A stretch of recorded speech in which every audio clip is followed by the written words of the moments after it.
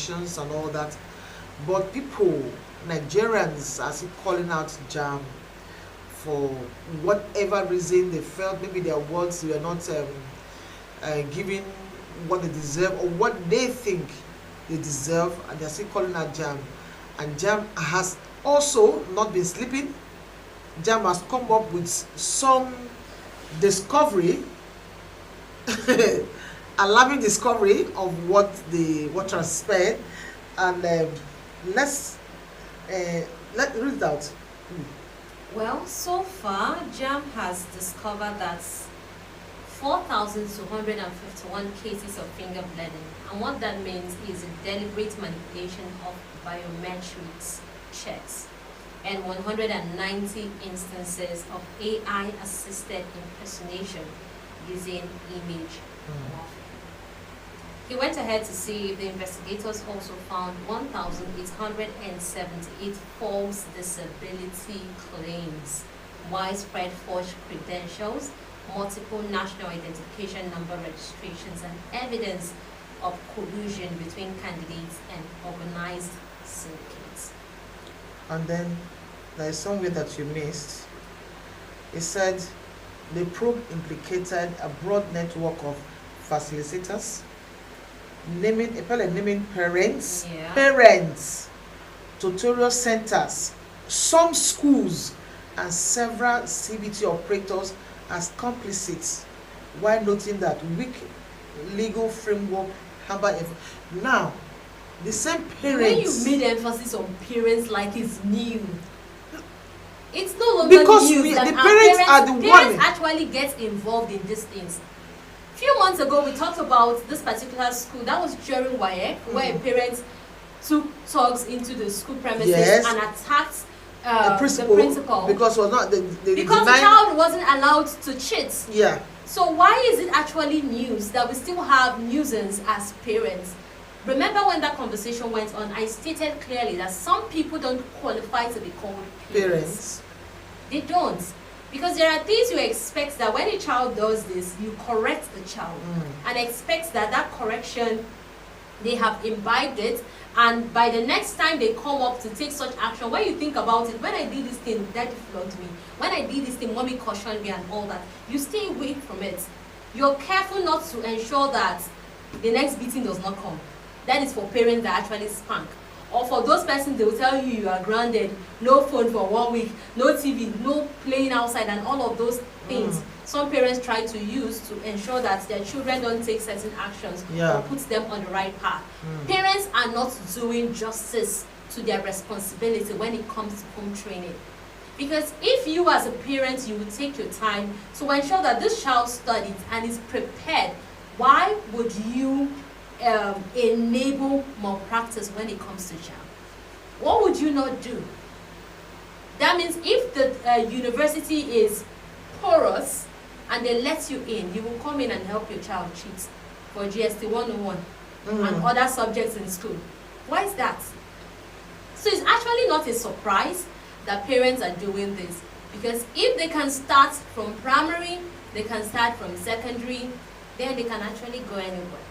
So for the sake of parents, it's not surprising. Then they shouldn't be the one crying blood, because the way parents, the way they attack JAM. Now we're not saying all parents. Oh no. Some parents, not all, because there are some parents who really genuinely watch and want their children to excel academically on their own without any aid.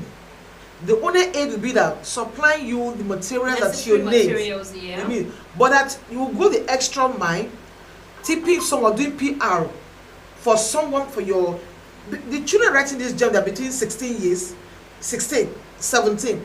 So what kind of orientation or discipline are you putting in that child? When that child goes to university, what will you do? We'll continue from there. And so I like the fact that JAM did not sit quiet. They went further, because we're talking about next year JAM, and we're now seeing preparation on how it will look like, which we are calling for them to make it as soon as you submit. Show me my results, both for JAM and the WAEC.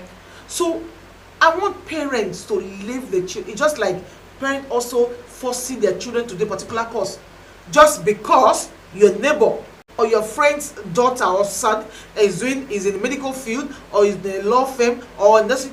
You must do. Have you sat down to check this your child? So look, let's have a conversation. Know where your child is good, what is conversant with, what he can do on its own without being aided.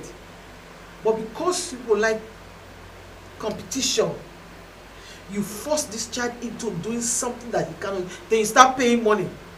The only child comes out tomorrow, he becomes a doctor, a quack one, who bears birth is the populace. So parents should allow their children, now give them the basis that they need, give them that ground to stand, that stool or whatever to stand on and fly, the right foundation.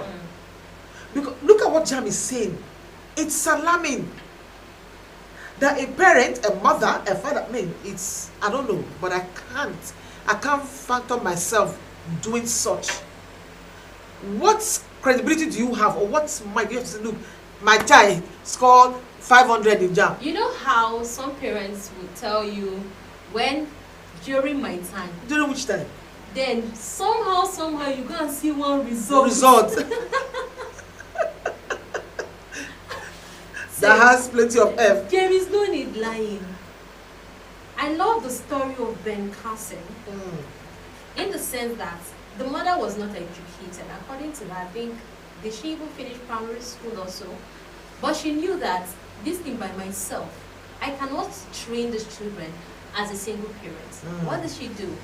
As much as she was trying to learn, she was also relying on God to help. And thank God for the kind of children, thank God for the kind of mother that she was. Ben Carson was a coconut head in definition.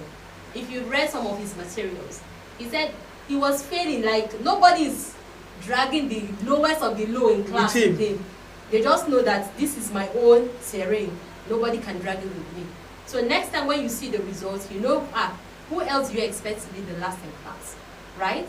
But somehow, a mother saw potential, knew there are things that, oh, I was limited in a way. I am suffering, or I'm living in this state right now because I did not get the privilege of getting education in a certain way. And she told herself that I would want better for my children. She didn't know how to read. So when you bring the result to her, or according to Ben Carson, he said when he brings the result, she will ask you to read. To read it. And you read it out. She's not scolding you like the way our parents would like to do that and bring in the whole game of comparison. She didn't do that.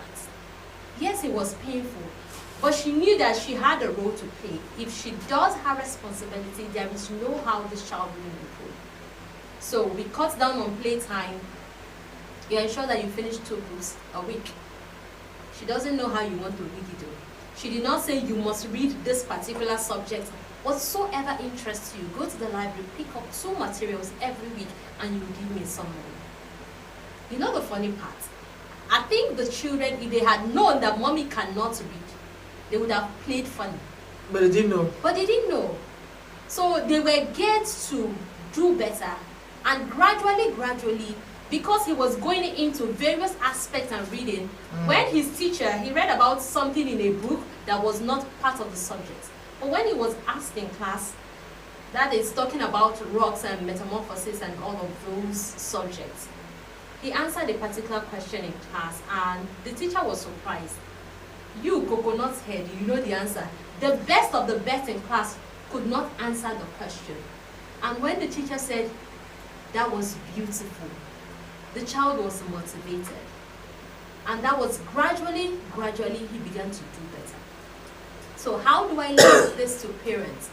If our parents will take up the responsibility of doing their due diligence when it comes to training a child, when it comes to academics. You did mention that how many some parents are pushing their children to go into doctoring, to go into law and become a barrister and all of those, in quotes, great field that will give you respect in the society. Yes. Mama doctor, mama lawyer.